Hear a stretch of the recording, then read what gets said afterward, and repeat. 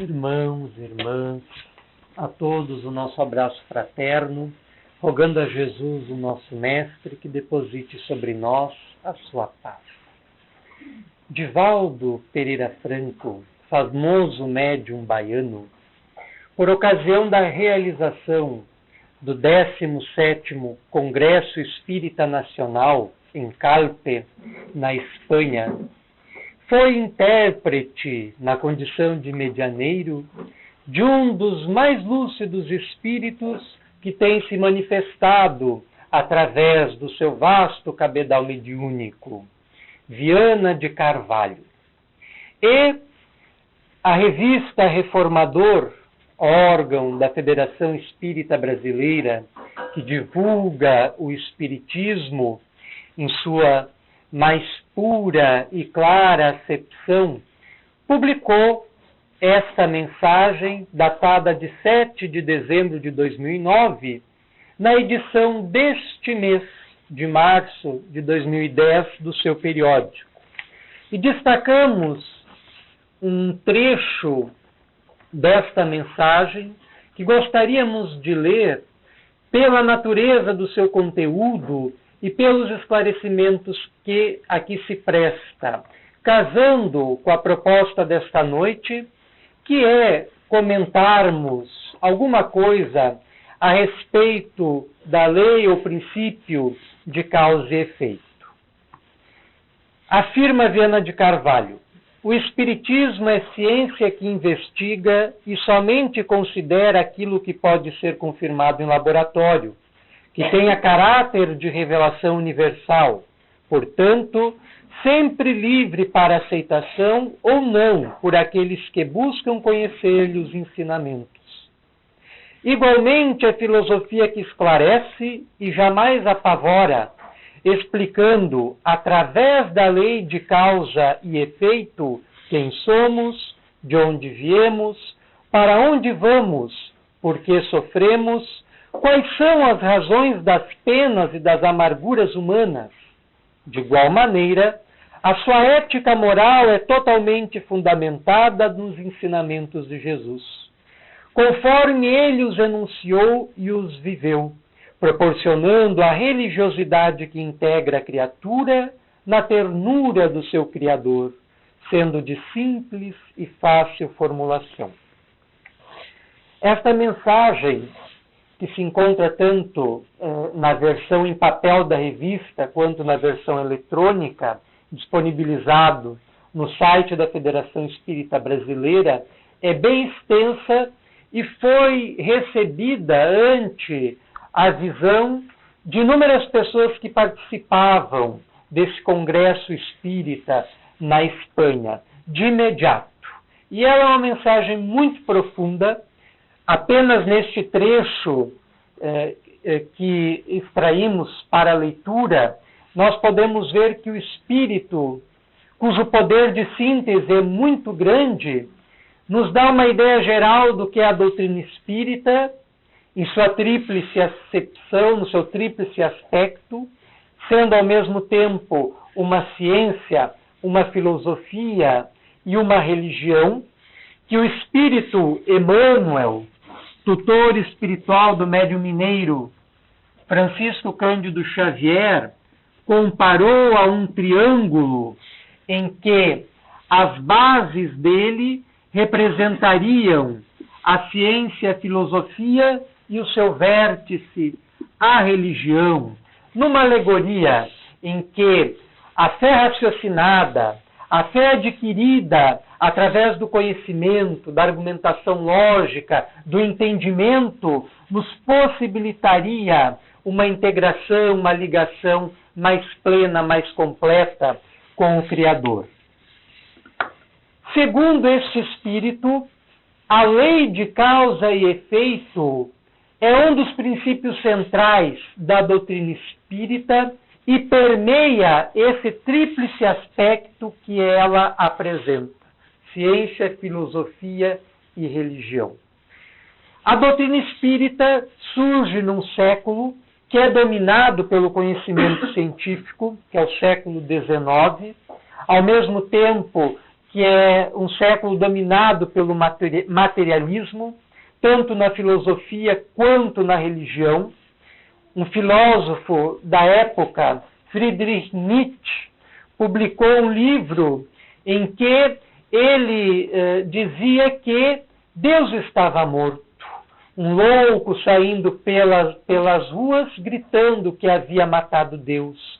Nessa sua expressão, ele fazia uma crítica e, ao mesmo tempo, uma análise às religiões dogmatistas que não atendiam mais às ânsias espirituais do ser humano e estavam sossobrando, estavam caindo, estavam entrando em colapso. E é justamente nesse contexto, dominado pela ciência e pelo cientificismo, dominado por uma filosofia pessimista e pelo materialismo, que surge, como resposta às inquietudes humanas, uma mensagem dos céus, do mais alto teor, que está corporificada na doutrina dos espíritos, que nos abriga a todos que aqui nos fazemos presentes. E essa doutrina, justamente, se estriba, se apoia, se sustenta na defesa deste princípio, lei de causa e efeito. Nós sabemos que isto é uma lei da física, que foi formulada pelo físico inglês Sir Isaac Newton, a partir da sua análise da natureza, a partir da formulação da lei gravitacional, a partir dos seus estudos matemáticos, ele formula, então, para o funcionamento da natureza, a lei de ação e reação, cujo enunciado é mais ou menos este. A cada ação corresponde uma reação de mesma força e mesma intensidade.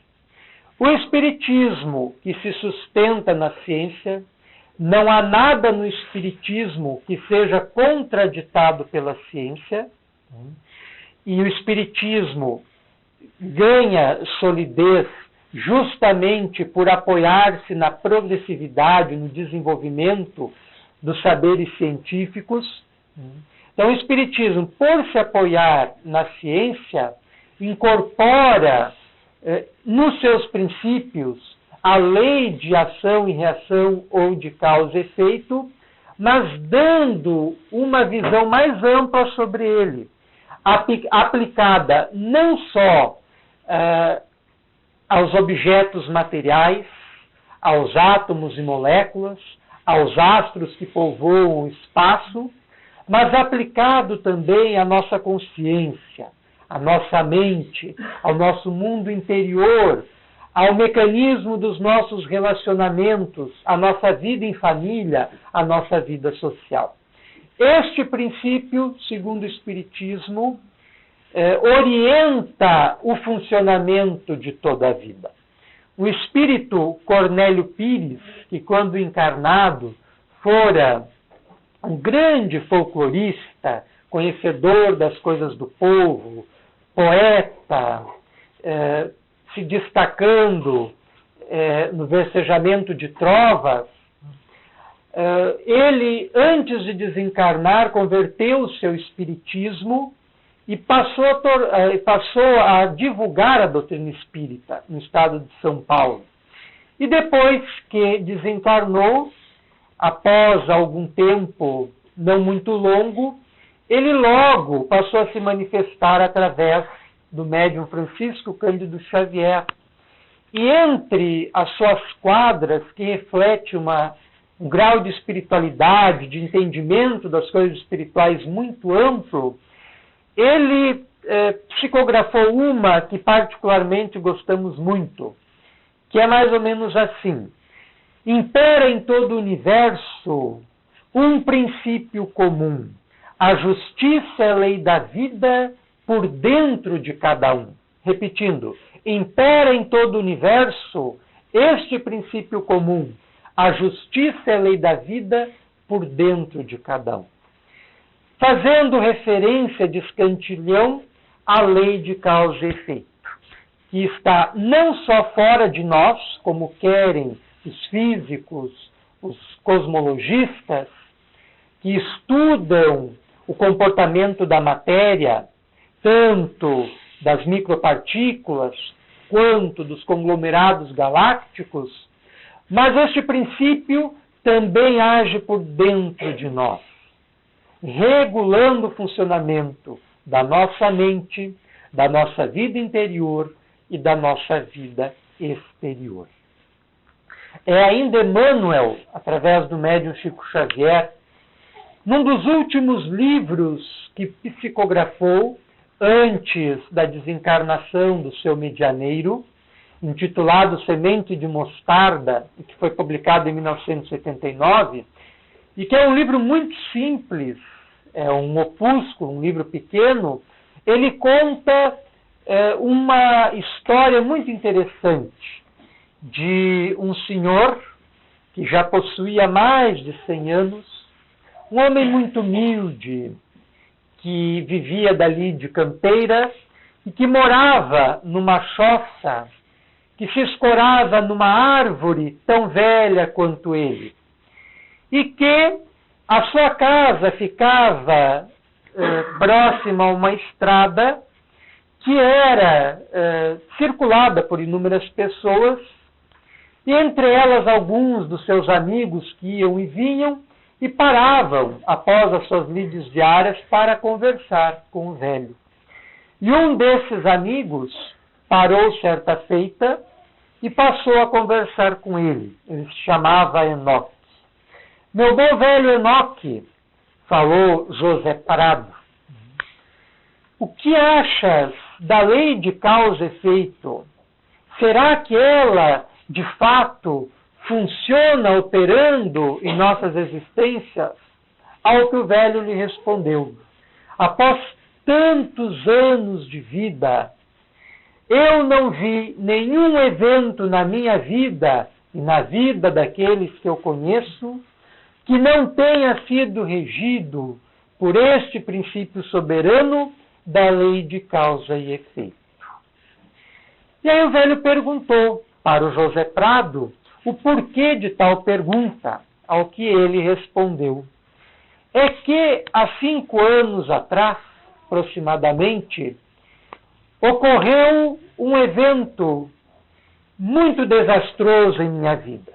Estava no bar, na companhia de um conhecido, e após bebermos além da conta, acabamos nos desentendendo e passamos a brigar. E no calor da briga, eu saquei da faca e lhe feri os 2 dedos da mão esquerda, que sangraram abundantemente. E no outro dia já estava muito arrependido e não sabia mais como encarar o conhecido de frente. E entre a vergonha e o arrependimento, passara-se 1 ano mais ou menos, até que ele se investiu de coragem para procurar o conhecido, pedir-lhe perdão. E o amigo lhe perdoou, convidando-o, inclusive, para tomar um café e passarem a reatar a amizade. Engraçado que muitas vezes nós não temos vergonha de agredir os outros, de adotar um comportamento não muito elegante, de dizer alguma palavra não muito branda, mas quase sempre temos vergonha, nos sentimos constrangidos quando estamos diante daquele que foi objeto da nossa ofensa, do nosso desagravo, e quase nunca temos a coragem de fazer como o homem do conto fez, José Prado, de pedir perdão, de nos desculparmos, de procurarmos reatar os laços que antes estavam unidos. Sendo que Jesus já nos orientava no seu belo Sermão da Montanha: reconcilia-te com o teu adversário enquanto estás a caminho com ele, para que não te suceda algo pior. Acontece que, passar esses 5 anos do episódio fatídico em que José Prado havia machucado o seu amigo, quando algo inusitado aconteceu. Estava no canavial, trabalhando junto com seus capatazes, e trazia consigo um facão que ele utilizava para limpar o solo, em função do plantio que iam fazer, e ele cravou o facão numa árvore, numa aroeira, e pôs-se em outro que fazer, em outra atividade. E aí começou a ventania, veio um aguaceiro, e ele depressa foi procurar abrigo na mesma árvore em que fincara o facão, e não lembrara do mesmo. E de inopino, o facão, com a ação do vento, caiu-lhe sobre a mão, machucando os mesmos dedos. E aquilo lhe intrigou. Por isso que ele fora procurar o seu Enoque, que tinha fama de muito sábio, de muito entendido naquelas cercanias, até mesmo por ter acumulado muita experiência de vida. Os anos trazem isso para as pessoas, sobretudo para aquelas que aproveitam a passagem do tempo para enriquecer-se de valores espirituais, de conhecimento interior, de entendimento das coisas da vida. E José Prado perguntou ao seu Enoque o que ele achava dessa história. Se de fato seria o efeito da lei de ação e reação, da lei de causa e efeito, era fruto da sua imaginação. E o velho lhe ripostou que, para ele, sem dúvida nenhuma, constituía uma ação mais do que evidente desse princípio soberano da lei de causa e efeito. Ao que José Prado me interrogou de novo. Mas o que me deixa inquieto é que eu havia me arrependido daquilo que fiz e havia pedido perdão ao meu conhecido e ele havia me perdoado. Então, como me sucede isso? Ao que o velho, sem delongas, me respondeu. É que a providência divina aproveitou-se do ensejo do perdão do seu amigo para gravar-lhe a lição de que não deverias incorrer no mesmo erro de novo, porque o teu ato violento, a tua ação negativa, fora registrada pela lei. E ela lhe devolve de novo, da mesma forma, para que aprendas a não cometer o mesmo erro outra vez. E José Prado, satisfeito com a resposta recebida, pediu ao velho Enoque que lhe tecesse mais alguns comentários sobre a lei de causa e efeito. Ao que ele disse que já no inverno da vida não tinha mais tempo para longas conversações. E sempre quando tinha alguma dúvida, recorria a Jesus e às suas lições, buscando luz, buscando entendimento, buscando compreensão. Pegou uma versão do Novo Testamento que possuía na sua casinhola, bastante velha, encebada já, e entregou ao amigo e pediu-lhe que abrisse ao acaso o Novo Testamento, ao que ele fez. E ele selecionou para ler, lá no Evangelho de Mateus, no capítulo 26, no versículo 52, o seguinte versículo: quem com ferro fere, com ferro será ferido. Esse versículo, que está no final do Evangelho de Mateus, o Evangelho de Mateus possui 28 capítulos, então o 26º é um dos últimos, ele está inserido no contexto da prisão de Jesus, do aprisionamento de Jesus.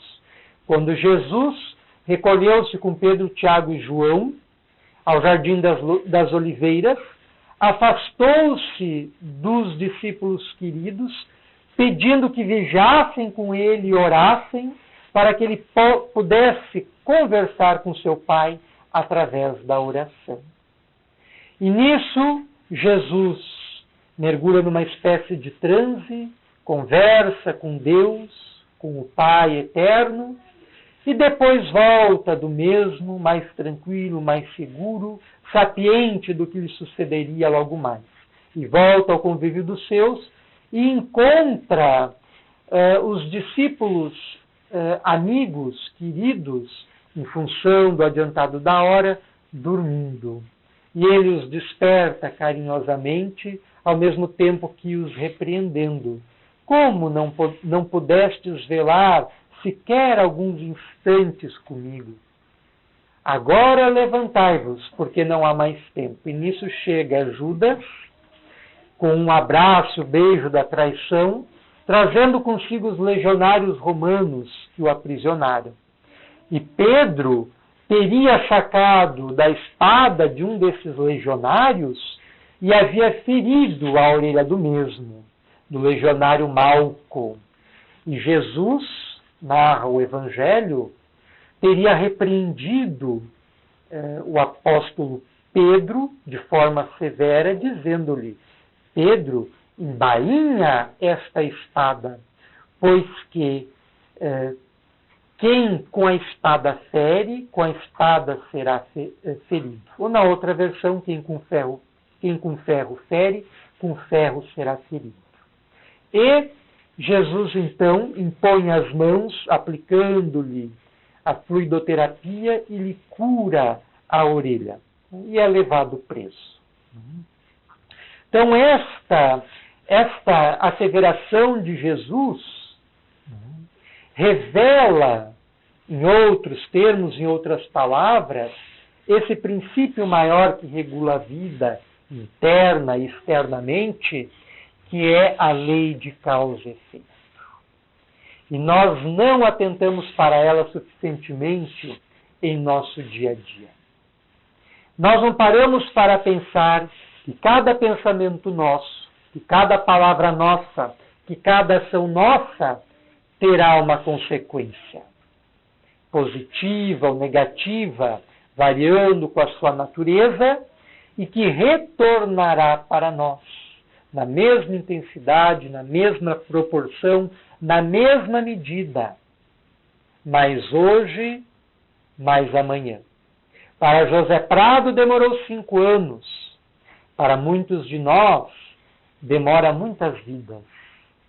O Espiritismo, como o Espírito Viana de Carvalho, no trecho da mensagem que lemos, ao abrirmos nossa fala nesta noite, esclarece que, através da lei de causa e efeito, o Espiritismo nos explica quem somos, de onde viemos, para onde vamos, por que estamos aqui, por que sofremos, por que das tantas e tantas amarguras humanas.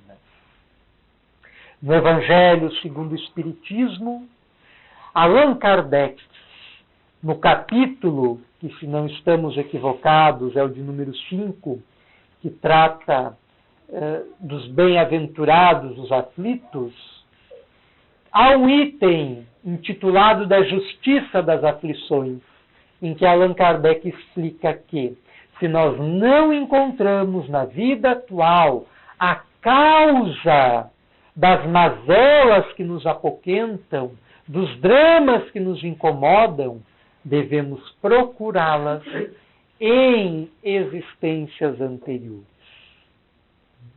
E o Espiritismo, ao nos fazer entender o mecanismo das reencarnações, nos explicando que esta não é a primeira vez que estamos aqui, que já estivemos inúmeras outras vezes na Terra e quiçá em outros planos, e que essa não será a última vez que estaremos na Terra, voltaremos a ela muitas vezes, formando uma grande corrente de existências que se encadeiam, uma repercutindo na outra, uma desembocando na outra, exercendo o seu conjunto de influências de formas sutis, de forma imperceptíveis, de modo que não entendamos por hora, mas que no futuro, na condição de espíritos desencarnados, passaremos com o tempo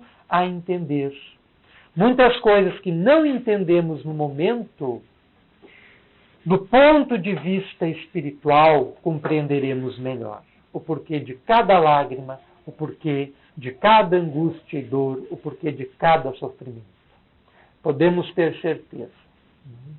E, analisando sobre esse ponto de vista, nós vamos, em todas as ocasiões, de forma matematicamente precisa, encontrar o funcionamento, encontrar em plena ação a lei de causa e efeito.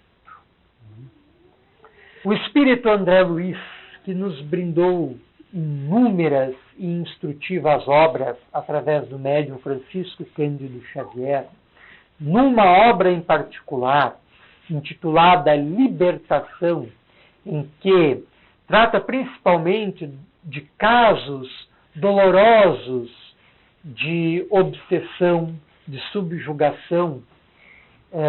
Logo nos capítulos iniciais, ele narra uma visita que ele faz junto com o mentor espiritual chamado Gúbio a regiões espirituais sombrias, abismais, que reunia espíritos que estavam em processo de sofrimento doloroso como consequência das ações negativas, criminosas em sua maioria, cruéis, que perpetraram contra si mesmos e contra o próximo quando encarnados.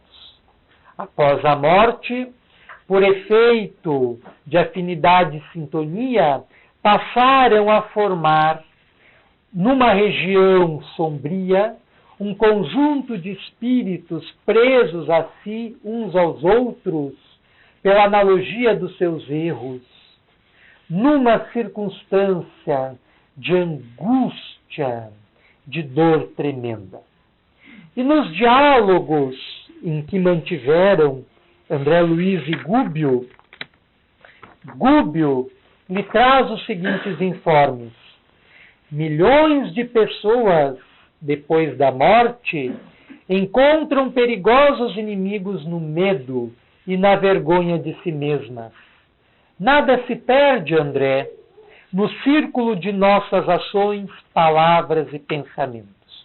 Aqui, o instrutor espiritual Gúbio faz uma analogia ao princípio da conservação da matéria, ou lei de Lavoisier, segundo o qual, na natureza, nada se perde, tudo se transforma, e que ele adapta para a nossa realidade íntima.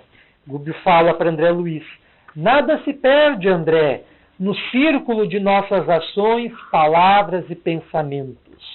O registro de nossa vida opera-se em duas fases distintas, perseverando no exterior, através dos efeitos de nossa atuação em criaturas, situações e coisas, e persistindo em nós mesmos, nos arquivos da própria consciência, que recolhe matematicamente todos os resultados do nosso esforço, no bem ou no mal, no interior dela própria.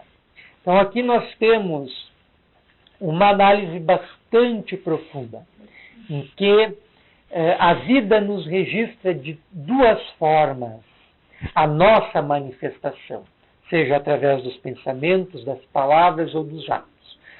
Uma forma exterior a nós, que se verifica pelos efeitos que exercemos sobre os outros através das nossas ações, através dos pensamentos que emitimos, das palavras que pronunciamos, das ações que realizamos. E esses efeitos se prolongam, perdendo-se na noite dos tempos, tanto que a lei de causa e efeito muitas vezes aproxima no seio da mesma família, que é a realidade de todos nós, sem exceção, espíritos que têm ligações entre si, e muitas vezes ligações comprometedoras no passado, a fim de que através dos laços sanguíneos possam mediante a convivência diária, o exercício da tolerância, o esforço pela compreensão, consigam amenizar, consigam desagravar os agravos, os erros das existências anteriores.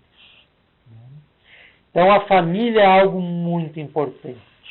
E talvez hoje esta instituição esteja em crise, esteja em decadência, em função dos espíritos em endividamento entre si não estarem conseguindo, no clima da convivência familiar, solucionar as suas diferenças, os seus antagonismos, as suas divergências, as suas incompatibilidades. Eis o grande problema da família atual, onde falta amor, entendimento, dedicação, doação, sobrando egoísmo, exclusivismo, orgulho, revolta e indignação. Então, a lei de causa e efeito explica isso, porque reúne ali, na família, no trabalho, na sociedade, pessoas que inevitavelmente tenham ligações espirituais entre si, ligações essas que podem vir de 2, 3 ou mais existências. Nós lemos, através dos romances mediúnicos, psicografados por inúmeros médiuns, Ivone Pereira, Zilda Gama, Zíbia Gasparetto, Divaldo Franco, Chico Xavier, tantos outros, Vera Lúcia Manizek, entre tantos outros, nós vemos nos romances mediúnicos os históricos de famílias que reencarnam juntas, às vezes 5 ou mais existências, algemadas que estão ao ódio, à raiva, ao sentimento de vingança e que se demoram durante longas vidas em experiências dolorosas até dissolver todas as negatividades, todos os antagonismos, toda a raiva que uns têm pelos outros, o ódio que uns têm pelos outros. Então nós precisamos, a cada passo do nosso caminho, meditar sobre aquilo que pensamos, falamos e agimos, porque nós estamos criando as cadeias do futuro.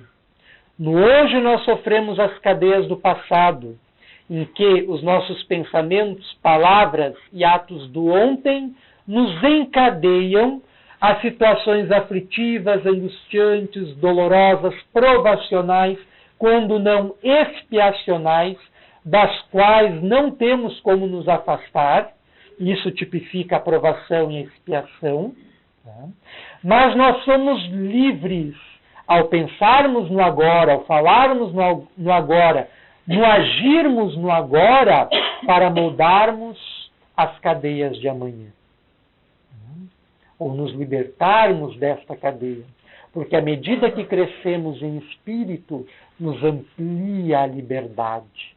Porque nos tornamos, consequentemente, mais responsáveis, sabedores de como nos servirmos desta faculdade tão nobre que nos caracteriza enquanto seres humanos, enquanto espíritos imortais, que é o livre-arbítrio. Então, o espírito Gúbio nos explica que a vida nos registra exteriormente, os nossos pensamentos, palavras e ações, através do impacto que as mesmas têm nos nossos semelhantes, a prolongar-se tanto em direção ao passado, quanto em direção ao futuro espirituais. E, sobretudo, faz esse registro internamente, nos arquivos da nossa consciência. E nós sabemos que, enquanto os outros muitas vezes são condescendentes conosco, relevam as nossas ações falhas, nos perdoam, a nossa consciência não. A nossa consciência é um juiz inflexível. O que as religiões tradicionais, em suas alegorias, fizeram de Deus um juiz implacável e terrível, como ele está retratado no Antigo Testamento, que é um Deus impiedoso, que pune a ferro e fogo, que se serve da lei de talião, olho por olho, dente por dente, que de certa forma já lá no Antigo Testamento, o entendimento que se tem da lei de causa e efeito. Na verdade, Deus, através das suas leis, permite que a nossa própria consciência realize esse papel de juiz inflexível, que vai, por força da lei, nos chamar à responsabilidade, à liça daquilo que fizemos. Em algum momento desta existência ou da outra, vai atrair para nós as circunstâncias necessárias para que nos quitemos com a lei. Todo pensamento, toda palavra, toda ação negativa que produzimos provoca um desequilíbrio em nosso espírito. E esse desequilíbrio perdura até ser reequilibrado. Nem sempre, quando cortamos um dedo de alguém, teremos o nosso cortado. Afirma o espírito Joana de Ângeles, através de Divaldo Franco, que o bem que a gente faz anula o mal que a gente fez. Então, toda ação nobre, toda palavra amiga, todo pensamento edificante atua em nosso favor, atenuando a severidade da lei interna, que faz com que volte para nós tudo aquilo que fizemos, tanto de bom quanto de ruim. Então, essas informações do espírito Gúbio, elas são muito oportunas. Allan Kardec, célebre codificador da nossa veneranda doutrina, foi um grande investigador das coisas espirituais. E ele criou em Paris, em 1858, a Sociedade Parisiense de Estudos Espíritas, onde reunia um grande número de médiuns, em sessões hebdomadárias, semanais, se juntavam para o exercício da mediunidade. E ali interrogava os espíritos, confabulava com eles demoradamente, com todos os tipos de espíritos. Tanto daqueles que, quando na terra, foram bons, foram sábios, foram justos, quanto aqueles que foram ignorantes, que foram maus, que foram cruéis, que foram criminosos. E ele se interessava em saber a situação desses espíritos após a morte. E a partir dessas investigações, desses estudos, ele vai produzir um livro extraordinário, que infelizmente é muito pouco lido por nós espíritos, por nós espíritas, e que foi publicado no ano de 1865. O Céu e o Inferno, ou a Justiça Divina segundo o Espiritismo. E ali, no capítulo 7º, em que ele estuda as penas futuras segundo o Espiritismo, em confronto com as propostas das religiões dogmatistas, que até hoje seguem defendendo penalidades eternas aos infratores, o Espiritismo relativiza, a pena existe para o infrator como consequência da sua ação indigna, por quanto perdure o erro, enquanto ele não se reabilite pela lei. E ali, pela lei divina, que está dentro da consciência. E ali, num dos itens do capítulo de grande interesse, intitulado Código Penal da Vida Futura, Allan Kardec escreve o seguinte: arrependimento, expiação e reparação são as condições necessárias para se apagar os traços do mal, da ação negativa e das suas consequências. Então, não arrepender-se apenas dos erros que se fez não basta. É preciso expiá-los, sofrer as suas consequências. e, além disso, repará-lo. No caso da história que contamos, de autoria do Espírito Emmanuel, e que ilustra muito bem essa colocação kardeciana, o José Prado havia se arrependido, estava sofrendo muito, com vergonha pelo que ele havia feito, por estar com a consciência alterada em função da bebida. Havia ferido um amigo seu. Depois de um ano, teve coragem, reconciliou-se com seu amigo, fez as pazes, obteve o perdão. Mesmo assim, faltava ainda a expiação mais profunda, que se deu através do corte inopinado que ele sofreu nos seus dedos, e a reparação desse desagravo através da prática do bem.